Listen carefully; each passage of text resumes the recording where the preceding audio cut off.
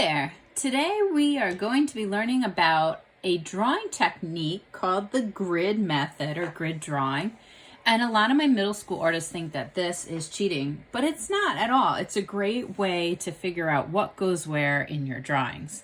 And in order to create your grid drawing technique of your dragon, on the previous slide, there were some live links. So check out the text because there was a live link to print out a grid. So there was one link to print out just a grid. So make sure you can figure out how to print out just that single slide on your home printer. It's going to be a nice light gray. And then the other link was to print out a dragon that had a grid on it. You only have to print out one of those slides. There was a lot of slides there. So print out just one dragon. Of course, you know me, I love to give you options. So if you did not like any of the dragons that you saw, feel free to create your own slide. You can even add it right to the slideshow if you want. And you can copy an image that you found online of a nice dragon line drawing. And the last slide was the grid. So you'll have to copy and paste the grid on top of the clip art that you found online. And the grid I created was semi-transparent, so it should work pretty good. If you're computer savvy and you want to do that, you absolutely can. Now, more options before we even get started.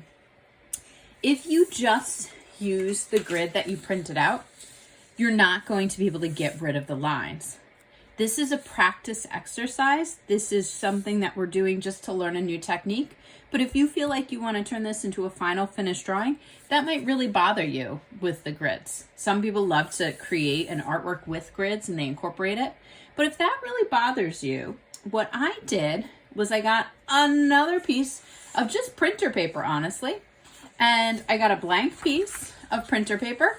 I put it on top of the printout that I did. I held it against the window and I just used my ruler to trace. So this looks almost exactly the same and you might be thinking, what is she talking about?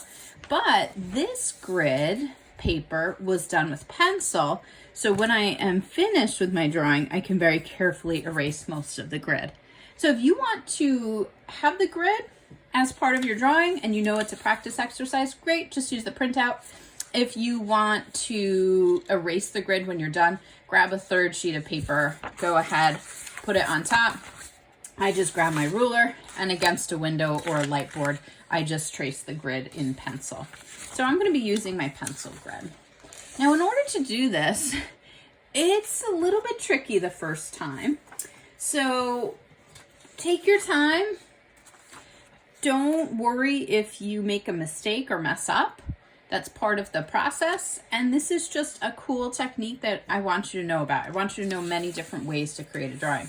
So this is my first dragon that I printed out. And I actually like to cover it up. Sometimes I even just kind of cover it up with my grid there.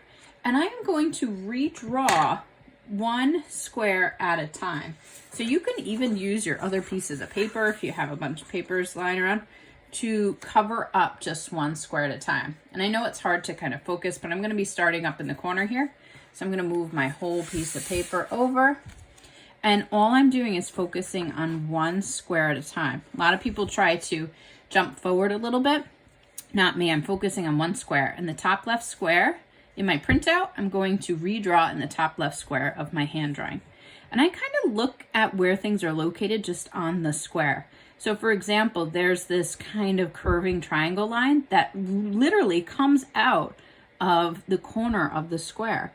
So I'm going to redraw that very lightly, coming out from the corner. And see how I'm kind of adjusting on the fly? And I'm using my pencil.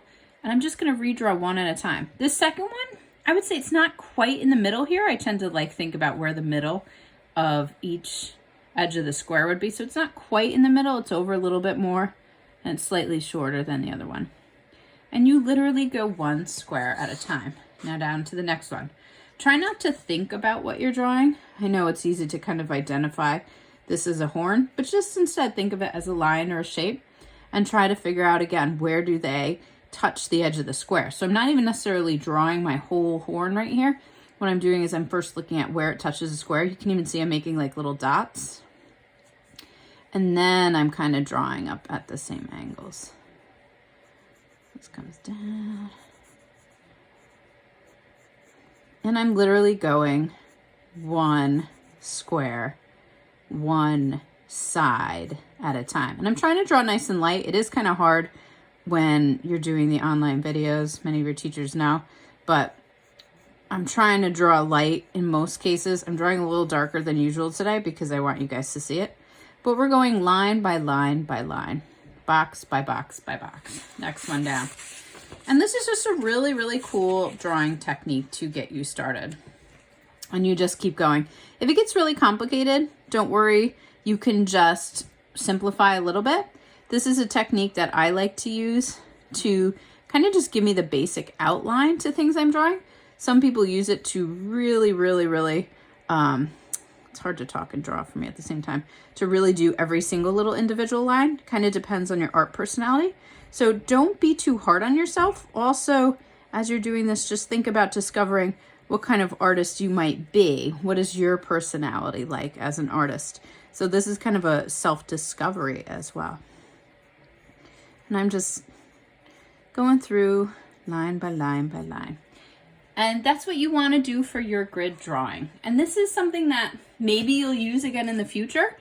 For some of you, you might use it all the time. For some of you, you might just use it to give you basic senses of where things are. Sometimes if I'm in a pinch, what I'll do is I will print out something from the, from the computer that I want to draw. And I get another piece of paper, I make sure the same size, and I just fold them. Even having a grid of 4 squares will help you just figure out how big things are proportionally. We talk about proportion in art for drawing. If you want to do more, I feel like I'm doing like a little origami thing. You could fold it into eighths. This is a little tricky, but we'll try. Again, this isn't like the best thing ever because I'm going to get some folds on my paper, which are really hard to get out. But for things like other projects or just to kind of get an idea out there, I use this. I've also been known to use transparency grids. So that's something else we're going to work with later in the year, hopefully. But there's a lot of different ways to do this. Ideally, once you get really good with a ruler and figuring out what size grids you want to do, you could grid out using a pencil and a ruler on your canvas or your paper to figure out the grids on both, and you would just draw them very lightly with pencil. But this is another great way to just kind of create a really quick grid to transfer. And this might just be something you do to practice. So this might not be a final work of art because I don't want the folds, but if I wanted to practice the grids, for sure, I could definitely use this technique and then kind of figure out, all right, where is everything in each individual box? So this is a drawing technique called the grid. I hope this is something that you are excited about. I hope it's something that you want to work with again. And I can't wait to see what you've created. So I'm going to go back to working on my grid, square by square by square. Sometimes, I know this is kind of crazy, but if you're struggling with this, turn it upside down because then your brain isn't trying to recognize what you're drawing, and just cover up every single thing except for that one square that you're working on. So that's another little trick. And just go square by square by square and draw it. And the cool thing is when you're all done, then you could start to add a lot more detail if you want. So that's something else that you could do, is add a lot more detail once you are done drawing. So maybe I'll go back in, add some value, add color, and I'll definitely go back in when I'm all done and start to erase my lines. But again, I'm the one having all the fun right now, and it's probably torture watching me draw. So now it's your turn. Get out your drawing supplies and you can get started. Have fun.